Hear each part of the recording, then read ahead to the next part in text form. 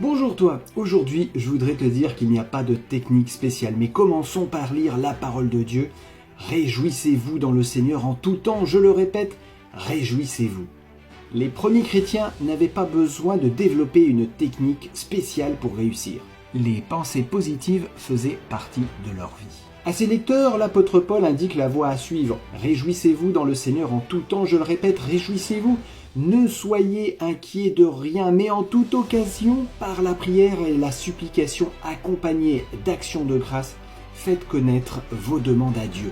Le résultat, il le décrit de la manière suivante. Et la paix de Dieu, qui surpasse toute intelligence, gardera vos cœurs et vos pensées en Jésus-Christ. Si mes pensées sont en Jésus-Christ, alors elles seront vraiment positives. Que rechercher de plus quand la voie à suivre nous est clairement indiquée? Les prophètes et les apôtres présentent la parole de Dieu comme une semence bienfaisante. Elle est une semence, dit le Seigneur, une semence de vie à la disposition de chacun. Malheureusement, trop peu la laissent grandir en nous. L'apôtre Paul évoque le travail extraordinaire de cette semence dans la vie du chrétien.